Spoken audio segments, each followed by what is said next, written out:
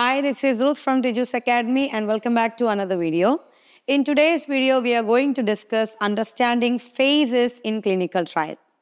നമ്മൾ OET reading part Cയിൽ കാണാറുണ്ട് according to phase 2 clinical trial or according to phase 3 clinical trial, the result was this. അപ്പം ഈ phase 2, phase 3, phase 1 എന്താണ്?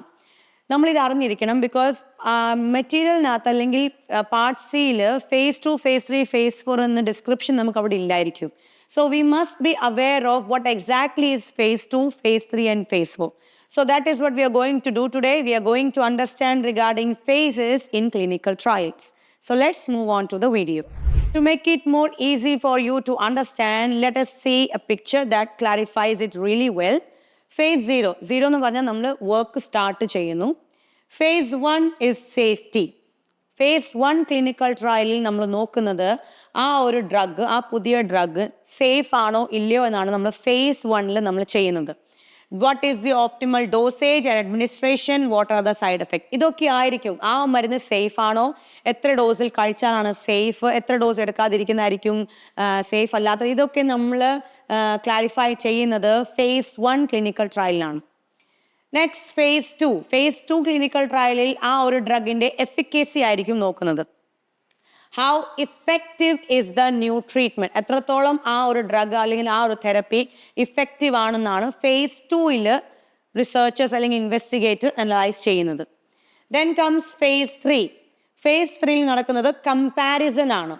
ഈ ഒരു പുതിയ ഡ്രഗ് നമ്മുടെ പഴയ ഡ്രഗുമായിട്ട് നോക്കുമ്പോൾ എത്രത്തോളം നല്ലതാണ്, കമ്പാരിസൺ ആണ് ഇവിടെ നടക്കുന്നത്. How does the new treatment compare to current treatments. And the very last stage is the phase 4 where we look for long-term effects. Long-term effect ഉണ്ടോ ഇല്ലയോ, ഈ ഒരു പുതിയ ഡ്രഗ് കഴിച്ചാൽ എന്തെങ്കിലും ലോങ് ടേം പ്രശ്നങ്ങൾ വരുമോ എന്നാണ് നമ്മൾ phase 4ൽ നോക്കുന്നത്. What are the long-term effects of the new treatment? So ഏത് ക്ലിനിക്കൽ ട്രയൽ ആയിക്കോട്ടെ അതിനകത്ത് 4 phases കാണും. phase 1, phase 2, phase 3 and phase 4. phase 1 is always about understanding regarding the safety. phase 2 എപ്പോഴും എഫക്റ്റീവ്നെസ്സിനെ കുറിച്ചായിരിക്കും. phase 3 കമ്പാരിസൺ ആയിരിക്കും. ആൻഡ് phase 4നകത്ത് long term effectiveness ആണ് ആ ഒരു പുതിയ ഡ്രഗിൻ്റെ നോക്കുന്നത്. Okay, so let's understand more about phase 1.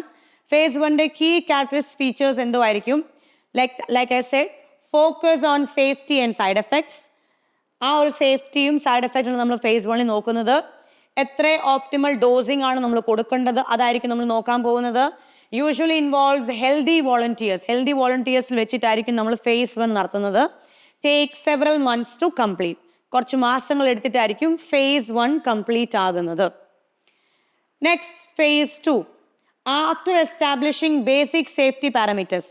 phase 1ൽ സേഫ്റ്റി എന്നൊരു കാര്യം നമ്മൾ നോക്കിക്കഴിഞ്ഞിട്ട് അടുത്ത ഫേസിലോട്ട് നമ്മൾ കയറുന്നു. അവിടെ എന്തായിരിക്കും നമ്മൾ നോക്കാൻ പോകുന്നത്? Researchers move to evaluate the treatment's effectiveness. Phase 2 trial represent a crucial step where scientists begin to understand how well a treatment works for its intended purpose. Safety നോക്കിക്കഴിഞ്ഞ് നമ്മൾ രണ്ടാമത്തെ നോക്കുന്ന ഒരു കാര്യമാണ് എഫക്റ്റീവ്നെസ്. നമ്മൾ ഈ ഒരു ഡ്രഗ് ഇതിനു വേണ്ടിയാണ് ഉപയോഗിക്കുന്നതെങ്കിൽ ഇത് ആ ഒരു ഡിസീസിന് അല്ലെങ്കിൽ ആ ഒരു അസുഖത്തിന് ഈ ഒരു ഡ്രഗ് എത്രത്തോളം എഫിഷ്യൻ്റ് ആണെങ്കിൽ എത്രത്തോളം ഇഫക്റ്റീവ് ആണ് എന്ന് നമ്മൾ നോക്കുന്നത് രണ്ടാമത്തെ ഫേസിലായിരിക്കും. ഇവിടെ നമ്മൾ 100 to 300 പാർട്ടിസിപ്പൻസ് ആയിരിക്കും എടുക്കാൻ പോകുന്നത്. Test effectiveness against specific condition. ആ ഒരു അസുഖത്തിന് അല്ലെങ്കിൽ ആ ഒരു സ്പെസിഫിക് കണ്ടീഷന് നമ്മൾ ആ ഡ്രഗ് എഫക്റ്റീവ് ആണോ ഇല്ലയോ എന്നാണ് നമ്മളിവിടെ phase 2ൽ നോക്കുന്നത്. Continuous monitoring for side effect. ഇവിടെ എന്തെങ്കിലും സൈഡ് എഫക്ട് ഉണ്ടാകുന്നുണ്ടോ ഇല്ലയോ നമ്മൾ നോക്കിക്കൊണ്ടിരിക്കും. Usually last several months to 2 years. ചില മാസങ്ങൾ തൊട്ട് 2 വർഷം വരെ അത് എടുക്കാറുണ്ട് phase 2. Let's move to our phase 3. Phase 3 trial marks the most comprehensive evaluation stage. ഇതാണ് ഏറ്റവും കോംപ്രിഹെൻസീവ് ആയ evaluation stage where researchers compare new treatment against current standard therapies.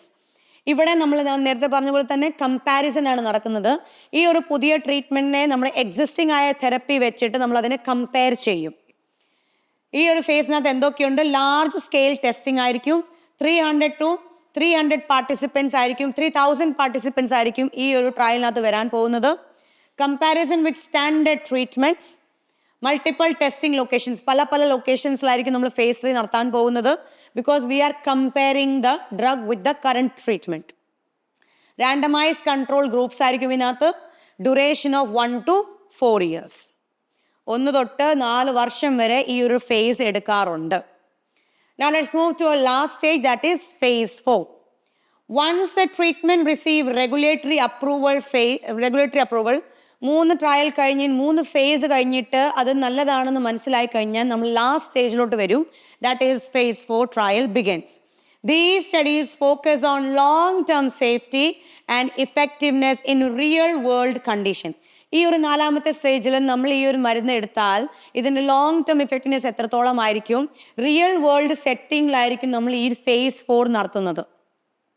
Involving diverse patient populations and extended monitoring periods. ഈ ഒരു phase 4 നമ്മൾ പല ഗ്രൂപ്പിൽ നിന്ന് ആൾക്കാരെ എടുത്തിട്ട്, ബിക്കോസ് നമ്മൾ ഈ ഒരു മരുന്നിൻ്റെ ലോങ് ടേം ഇഫക്റ്റ് ആണ് നോക്കുന്നത്. അപ്പം എല്ലാ ഗ്രൂപ്പിൽ നോക്കുന്നത് കൊണ്ട് നമ്മൾ ഇതിനകത്ത് ഡൈവേർജ് പോപ്പുലേഷൻ ഓഫ് ആൾക്കാരെ എടുത്തിട്ട് നമ്മൾ ലോങ് ടേം ആയിരിക്കും ഇത് ചെയ്യാൻ പോകുന്നത്. എക്സ്റ്റെൻഡഡ് മോണിറ്ററിംഗ് പീരിയഡ്, ഈ ഒരു പീരിയഡ് വളരെ നീണ്ട ഒരു പീരിയഡ് ആയിരിക്കും ഈ ഒരു phase 4 നടക്കാൻ പോകുന്നത്. കീ ഫീച്ചേഴ്സ് എന്താണ്? Ongoing safety monitoring, identification of rare side effects, rare ആയിട്ട് എന്തെങ്കിലും സൈഡ് എഫക്റ്റ് ഇതിനകത്തുണ്ടോ നമ്മൾ phase 4 നോക്കാൻ പോകുന്നത്. അസസ്മെന്റ് ഇൻ ഡൈവേഴ്സ് പോപ്പുലേഷൻ, വളരെ ഹൈ ഗ്രൂപ്പ് ഓഫ് അല്ലെങ്കിൽ ഡൈവേഴ്സ് ഗ്രൂപ്പ് ഓഫ് ആൾക്കാരിലായിരിക്കും നമ്മൾ ഇത് നോക്കുന്നത്. Real world effectiveness data, no set duration, continuous monitoring. ഇതിലൊരു ഡ്യൂറേഷൻ ഇല്ല, നീണ്ട നാളത്തെ ഒരു ഫേസ് ആയിരിക്കും ഇത്, അതുകൊണ്ട് കണ്ടിന്യൂസ് ആയിരിക്കും ഇത് മോണിറ്ററിങ് വെച്ച് നടന്നുകൊണ്ടിരിക്കുന്നത്. So that is all about phases of clinical trial. You must be aware of phases of clinical trial because അതിൻ്റെ explanation നമ്മുടെ മെറ്റീരിയൽ അല്ലെങ്കിൽ റിസർച്ച് മെറ്റീരിയൽ അത് കാണത്തില്ല.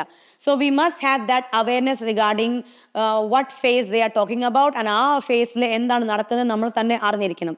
So that's why we have discussed regarding the phases of clinical trials. So for more informative videos like this, do follow Teju's Academy. ഉറപ്പാണ് വിജയം.